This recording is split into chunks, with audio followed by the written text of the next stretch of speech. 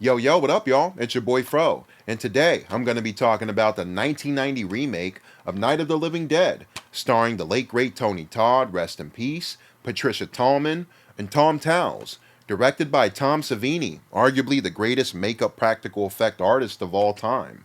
So ain't nothing to it but to do it. Now, now, now, now, now, let's begin. Three, two, one. I forgot to mention, George A. Romero does return for the screenplay, but it's pretty much shot with the exact same material as the original. They just change up a few things, and I'll get to that as I go along the review. This is one of my favorite remakes. As much as I wholeheartedly cherish the original 1968 classic flick, directed by my favorite filmmaker of all time, George A. Romero, I gotta say, there are a couple elements in this one that I think are a tad bit better than the original, and vice versa. My main example being Barbara, played by Patricia Tallman here. I think she's a better representation, a better portrayal of Barbara in this 1990 remake. And bottom line, she's way more badass. She's not really crying as much, and she bucks up and stands strong when we get to the middle, to the finale of this movie. Whereas the original Barbara didn't really do much. She just panicked and freaked out, and understandably so, but she wasn't really much help. When it comes to the portrayal of Ben, it's a bit harder for me to decide who I think did a better job as far as the actors go, because Tony Todd's one of my favorite actors of all time, rest in peace, and Dwayne Jones was such a game changer with his role in the original for a multitude of reasons, especially with the racial tension that was going on during that time. So it felt a bit more special and a bit more innovative, if you will. Now, Tony Todd is wonderful here. Awesome job as Ben. He kicks ass. He doesn't take any shit.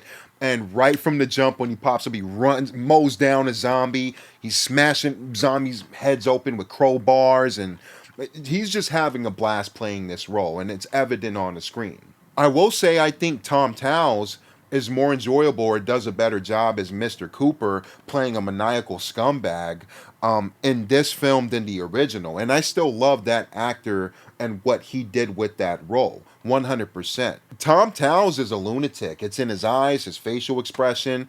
Some can argue that he's a bit over the top, but not for me. I think he does a wonderful job just being completely batshit crazy. I know there's some people that side with Mr. Cooper and sympathize with him because of his dead daughter or his zombified daughter, but honestly, I always sided with Ben, and I was rooting for him definitely during this finale, and even in the original.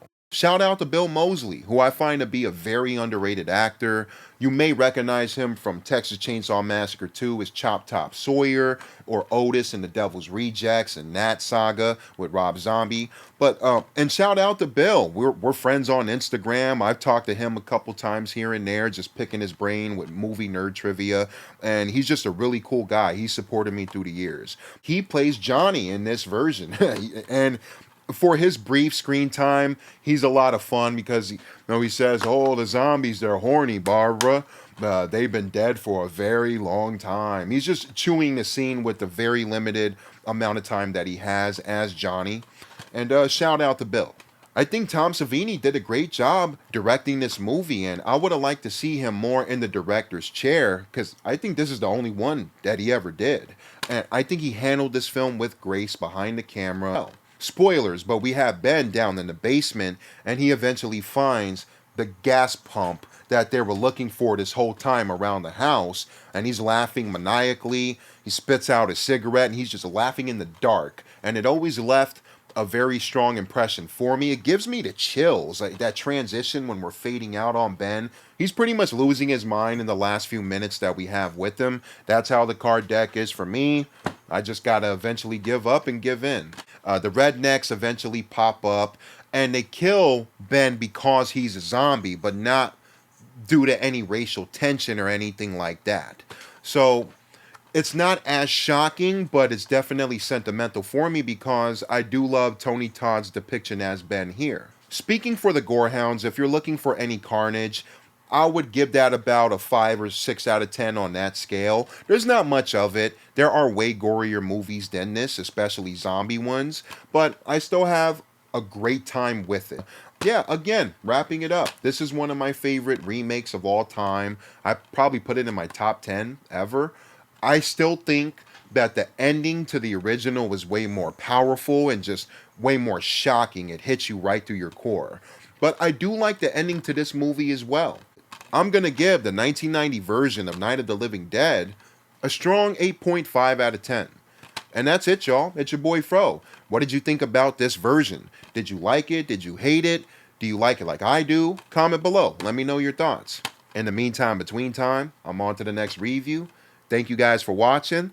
And I'm out. Fro, big up, bye bye. Yeah, 4K.